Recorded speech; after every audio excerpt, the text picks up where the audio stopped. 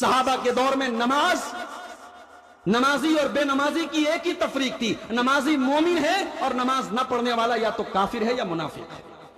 آج کتنے گھر ایسے ہیں جہاں کوئی اللہ کا نام لینے والا نہیں، کوئی ایک شخص فجر کی نماز میں حی علی الصلاۃ اور الصلاۃ خیر من النوم کہتے کہتے مؤذن کا گلا بیٹھ جاتا ہے، مگر کوئی ایک شخص بھی اٹھ کر کے فجر کی نماز میں آنے والا نہیں ہے۔ کتنی فیملیز ایسی ہیں، کتنے پریوار ایسے ہیں میرے بھائی۔ Hey there. نماز کے لیے competition, Subscribe to my channel. لیکن آپ کبھی And اور also press کیجئے this bell icon. کہ کیا ہمارا سماج آج اس موڑ پر پہنچ گیا کہ ہمیں نماز کی طرف لوگوں کو بلانے کے لیے انعامات رکھ کے ہمیں کمپٹیشن کرانا پڑ رہا ہے؟ نماز کوئی ایسی چیز تو نہیں تھی میرے بھائی صحابہ کے دور میں کہ جس کے لیے کمپٹیشن کرانا پڑے۔ وہاں مسلمانوں میں کوئی ایسا طبقہ نہیں تھا جو بے نمازی کا طبقہ۔ آج کتنے گھر ایسے ہیں جہاں کوئی اللہ کا نام لینے والا نہیں، کوئی ایک شخص فجر کی نماز میں حی علی الصلاۃ اور الصلاۃ خیر من النوم کہتے کہتے مؤذن کا گلا بیٹھ جاتا ہے، مگر کوئی ایک شخص بھی اٹھ کر کے فجر کی نماز میں آنے والا نہیں ہے۔ کتنی فیملیز ایسی ہیں، کتنے پریوار ایسے ہیں میرے بھائی۔ کیا یہ ہمارے لیے ڈوب مرنے کا مقام نہیں ہے میرے بھائی؟ قرآن کریم میں اللہ تعالیٰ نے اپنے خلیل حضرت ابراہیم علیہ السلام کا ذکر کیا۔ حضرت ابراہیم علیہ السلام جب اپنے معصوم بچے اسماعیل کو اور اپنی بیوی ہاجرہ کو جب مکہ کی بیاب و گیا سرزمین میں چھوڑتے ہیں اللہ کے حکم سے اور کچھ دور آگے بڑھتے ہیں تو ایک دعا کرتے ہیں۔ کیا دعا کرتے ہیں؟ ذرا اس دعا کے الفاظ پر غور کیجیے۔ Hey there. ربنا انی اسکنت من ذریتی بواد غیر ذی زرع عند بیتک المحرم ربنا لیقیموا الصلاۃ۔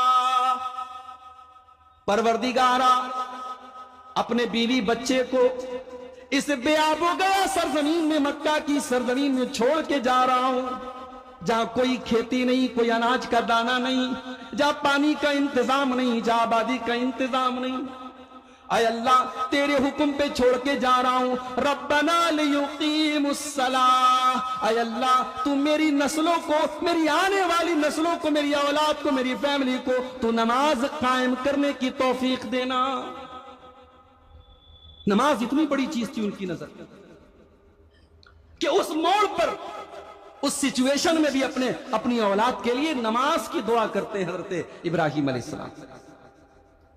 اس سے یہ بھی پتا چلا کہ کوئی نمازی ہے تو غرور نہ کرے، فخر نہ کرے کہ میں تو نمازی ہوں۔ تو نماز پڑھتا ہے تو یہ رب کی توفیق ہے، تجھے اللہ نے توفیق دی ہے، اور ہمیشہ اللہ سے دعا کرتے رہو کہ اللہ اس توفیق پر قائم رکھے۔ ابراہیم علیہ السلام نے یہ بھی دعا کی تھی، رب اجعلنی مقیم الصلاۃ ومن ذریتی، اے میرے پروردگار تو مجھے بھی نماز کو قائم کرنے والا بنا اور میری اولاد کو بھی نماز قائم کرنے والا بنا۔ اپنے لیے اور اپنی اولاد کے لیے دعا کیا کرو، نماز کا حکم دو، نماز کے لیے کوشش کرو، نماز کے لیے محنت کرو، اور پلس نماز کے لیے دعا بھی کرو کہ اللہ مجھے اور میرے بچوں کو نماز کا پابند بنا۔ یہ 20 بچے جو آج 45 دن لگاتار نماز جن بچوں نے پڑھی ہے، آج ان کے والدین کے سینے خوشی سے بھرے ہیں۔ اور شاید قرآن کریم کی وہ دعا جو اللہ نے اہل ایمان کی دعا کے الفاظ نقل کیے ہیں، آج شاید ان 20 بچوں کے ماں باپ کی آنکھوں میں وہی آنسو ہوں گے اور ان کے دل میں وہی دعا کے الفاظ ہوں گے جو جن جذبات کو اس دعا کے اندر پیش کیا گیا ہے۔ ربنا هب لنا من ازواجنا وذرياتنا قرۃ اعین، اے ہمارے پروردگار ہمارے بیوی بچوں کو اے اللہ تو ہماری آنکھوں کی ٹھنڈک بنا دے، وجعلنا للمتقین اماما، اور اے اللہ تو ہمیں متقیوں کا امام بنا دے۔ یہ دعا ہے، یہ ایمان والے دعا کرتے ہیں کہ اے اللہ ہمارے بچوں کو ہماری آنکھوں کی ٹھنڈک بنا دے۔ ان 20 بچوں میں سے شاید کوئی بچہ ایسا بھی رہا ہوگا فجر کی اذان کے ٹائم باپ کی نیند نہیں کھلی، ماں کی نیند نہیں کھلی، لیکن بچے کے اندر جوش ہے، بچے کے اندر جذبہ ہے، بچے کے اندر شوق ہے، اس نے رات میں موبائل میں الارم لگایا ہے، صبح فجر کے ٹائم وہ اٹھا، اس نے اپنی ماں کو اٹھایا، اس نے اپنے باپ کو اٹھایا، اس نے بڑے بھائی کو اٹھایا۔ اس موقع پر کیا اس باپ کے دل میں یہ جذبات پیدا نہیں ہوئے ہوں گے؟ یہ اصل آنکھوں کی ٹھنڈک ہے۔ جب بچے اللہ کے دین میں آگے بڑھیں، جب اسلام کے لیے آگے بڑھیں، اللہ کی عبادت کے لیے آگے بڑھیں، تب والدین کی آنکھوں کا تارا بنتے ہیں، ان کی آنکھوں کا قرار بنتے ہیں۔ میرے بھائی، آج کتنے ماں باپ ہیں بچوں کو پڑھنے کے لیے ہاسٹل بھیجتے ہیں۔ بنارس سے ہمارے ایک ساتھی آئے، ان کی 2 بچیاں ہیں، آپ کے اسی مئو میں کلیہ فاطمہ الزہرا میں پڑھتی ہیں۔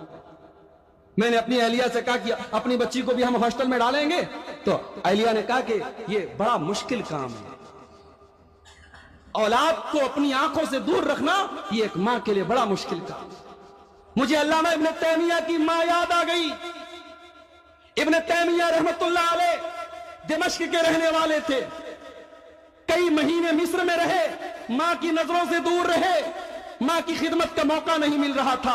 انہوں نے خط لکھا، امی جان میں معذرت چاہتا ہوں، میں یہاں دین کا کام کر رہا ہوں، میں یہاں اسلام کا ڈیفنس کر رہا ہوں، میں یہاں قرآن کی تفسیر پر کام کر رہا ہوں، میں یہاں دین کی دعوت پر کام کر رہا ہوں، امی جان میں آپ کو ٹائم نہیں دے پا رہا ہوں، میں آپ سے بہت دور ہوں، میں مصر میں ہوں۔ علامہ ابن تیمیہ کی ماں نے جو جواب دیا تھا میرے بھائی، اللہ اکبر، کہتا ہے میرے بیٹے ابن تیمیہ، لمثل ھذا ربیتک، میرے بچے میں نے تیری تربیت اسی دن کے لیے کی تھی، وعلی شرائع الدین علمتک، میں نے تجھے تعلیم ہی دی تھی، میں نے اسی دن کے لیے تجھے تیار کیا تھا۔ میرے بچے تو میری نظروں سے دور ہے، مجھے کوئی تکلیف نہیں ہے، مجھے اس بات کا اطمینان ہے کہ میرا بچہ دین کی خدمت کر رہا ہے، اسلام کی خدمت کر رہا ہے، مسلمانوں کی خدمت کر رہا ہے۔ میرے بیٹے کل قیامت کے دن اللہ کی بارگاہ میں تیرا دامن، تو مجھ سے دور رہا، کتنے مہینے مجھ سے دور رہا، میں اس پر تیرا دامن نہیں پکڑوں گی، لیکن اگر تو نے اللہ کے دین کی خدمت میں کوئی کمی کی تو تیری ماں تیرا دامن، تیرا گریبان پکڑے گی، تیری ماں تجھ سے سوال کرے گی۔